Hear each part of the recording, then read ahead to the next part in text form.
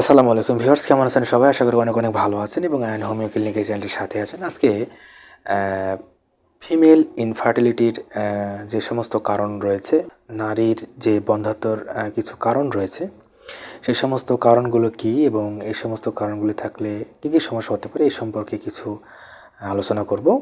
অর্থাৎ গর্ভধারণের জন্য একজন নারীর কী কী বৈশিষ্ট্য, শারীরিক বৈশিষ্ট্য থাকা দরকার এবং কী কী বৈশিষ্ট্যর কারণে একজন নারী একটি সন্তান লাভ করতে পারেন বা গর্ভধারণ করতে পারেন।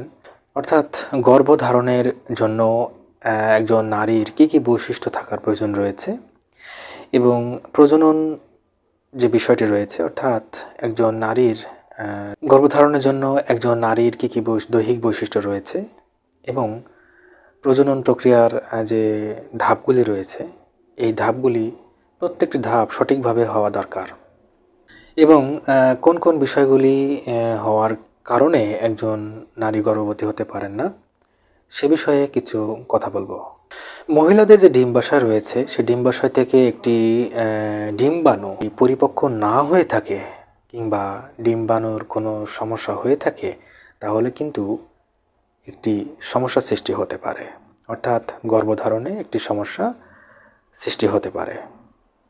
মহিলাদের যে রিপ্রোডাক্টিভ সিস্টেম রয়েছে, তার ভিতরে ওভারিজ, ফ্যালোপিয়ান টিউব এবং ইউটেরাস বা জরায়ু, সার্ভিক্স এবং ভ্যাজাইনা ক্যানালের যে স্তর, এই যে অঙ্গগুলির কোনো ত্রুটি বিচ্যুতি থাকলে বা এই সিস্টেমের কোনো গোলযোগ থাকলে গর্ভধারণের সমস্যা হতে পারে। অর্থাৎ এখানে যদি কোনো রোগ ব্যাধির সৃষ্টি হয়ে থাকে, তাহলে কিন্তু সমস্যা সৃষ্টি হতে পারে, অর্থাৎ গর্ভধারণে বাধাবিঘ্ন আসতে পারে। এখন আসা যাক কী কারণে মহিলাদের গর্ভধারণে বাধা হয়ে থাকে। প্রথমে যেটি বলতে গেলে সেটি হচ্ছে, মহিলাদের যে ওভালেশনটি যদি ঠিকঠাক না হয়, তাহলে কিন্তু সমস্যা হতে পারে, অর্থাৎ গর্ভধারণ না হওয়ার একটি কারণ হতে পারে। মহিলাদের পলিসিস্টিক ওভারিয়ান সিনড্রোম বলে একটি ডিজিজ রয়েছে, যদি এই সমস্যা থেকে থাকে তাহলেও সমস্যা হতে পারে।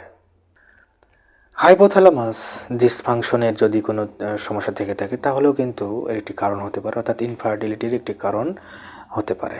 অর্থাৎ পিটুইটারি গ্ল্যান্ডের কোনো সমস্যা থেকে থাকলে, পিটুইটারি গ্ল্যান্ড থেকে যে হরমোনটি নিঃসরণ হয়ে থাকে, সেই হরমোনের কোনো বাধাগ্রস্ত হলেও কিন্তু সমস্যা সৃষ্টি হতে পারে।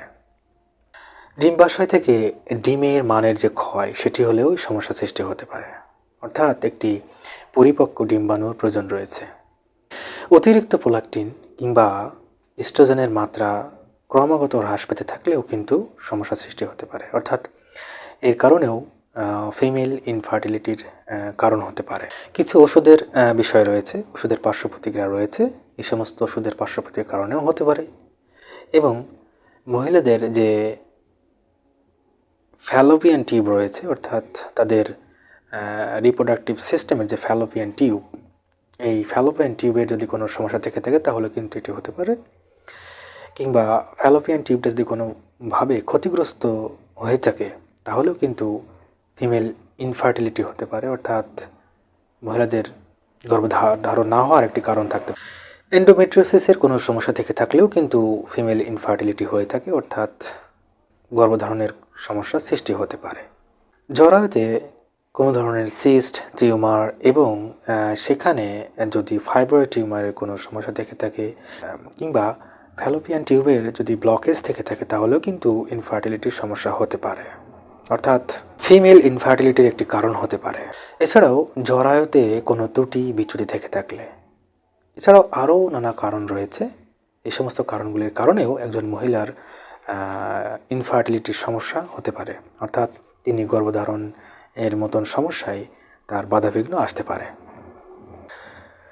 ভিউয়ার্স, আজকে এই পর্যন্ত, দেখা হবে অন্য কোনো নতুন একটি ভিডিওতে। সেই পর্যন্ত সকলে ভালো থাকবেন এবং সুস্থ থাকবেন এবং আয়ন হোমিও ক্লিনিক চ্যানেলটির পাশে থাকবেন এবং আয়ন হোমিও ক্লিনিক এই চ্যানেলটিকে সাবস্ক্রাইব করে রাখবেন।